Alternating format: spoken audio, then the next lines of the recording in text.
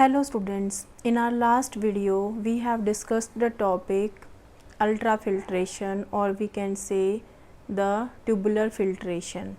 So it is also known as the ultrafiltration. Today we are going to discuss the topic tubular reabsorption or the selective reabsorption. So before starting of this topic, let's revise or let's do the introduction of this topic. So what is this? It is the cup shaped structure and it is double walled. So this cup shaped structure is nothing but that is Bowman capsule.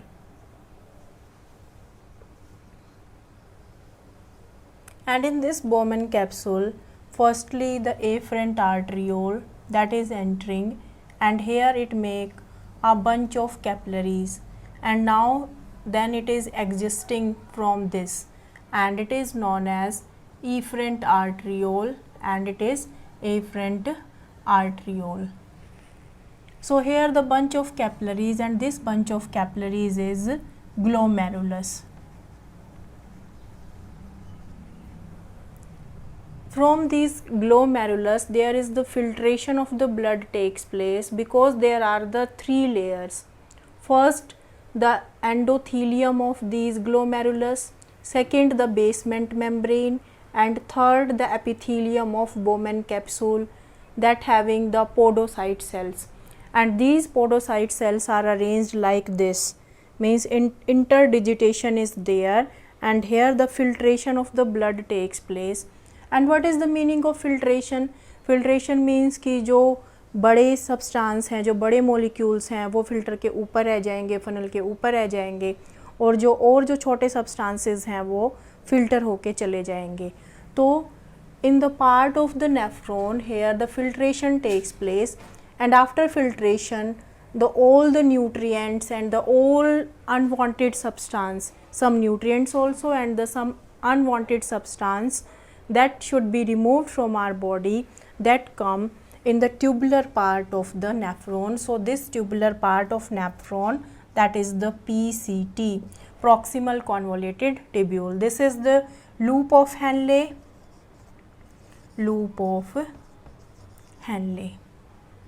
and here it is the DCT, distal convoluted tubule, and it is collecting duct.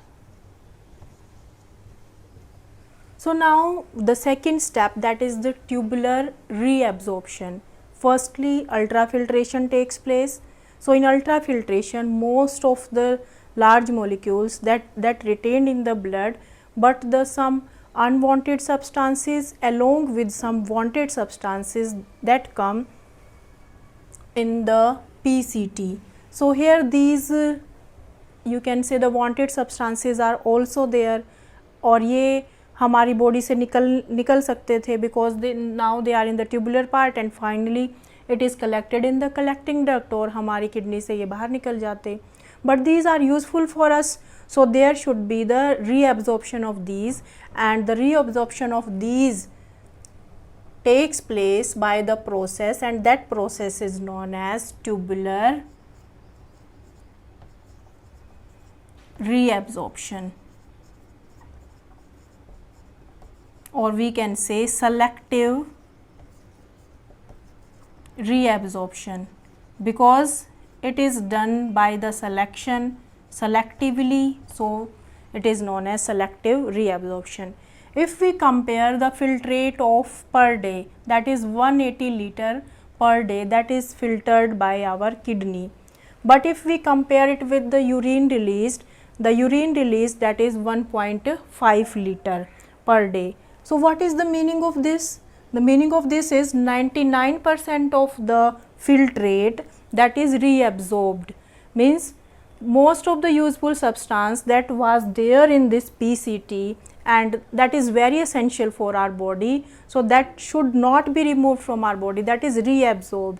So reabsorption takes place because we are the ureotelic organisms. Ureotelic means the main waste removed from our kidney, that is the urea, and for our body, for the maintenance of the pH, for the maintenance of the body fluid, there is the requirement of the water and the other molecules. So there should be the reabsorption of these things. Now let's discuss in the various part of the nephron the reabsorption takes place. So the glucose, amino acids and the sodium ion, these are reabsorbed by active transport. Active transport means by the using energy. With the use of energy, these substances, glucose, amino acid, sodium, they are absorbed. So they are absorbed by active transport. Then the nitrogen waste, nitrogenous waste, mostly the urea, that is reabsorbed by the passive transport without the use of energy. Let's take the example. So here this is the afferent arteriole. It is entering into the Bowman capsule, making a tuft of capillaries known as glomerulus. Then it is exiting efferent arteriole, and here then the tubule part is there. So from the tubule the bicarbonate ion, sodium chloride or the sodium ion, water also, and the potassium ion. So these are reabsorbed from this tubular part because these are essential for maintaining the balance of ions in our body. Then in the loop of Henle part, the water, that is also reabsorbed, and then you can say it is the descending part and in the ascending part. In the ascending part, the sodium chloride, that is also reabsorbed, water also in the DCT part, and the bicarbonate ion. So all these are reabsorbed from these parts. Then the collecting duct is there, and finally it is collected in the collecting duct.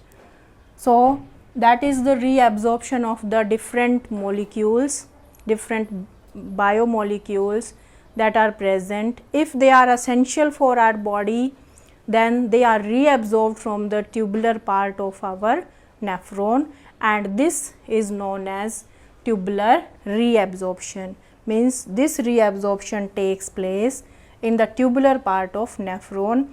And why it is essential? Because if tubular reabsorption not takes place, tubular reabsorption that not takes place, then the useful substance from our body that is removed, and that is very harmful for us, because the useful substance, if they are removing, then the body growth that is also affected. So that is harmful for us. So that is known as the tubular reabsorption. Thank you.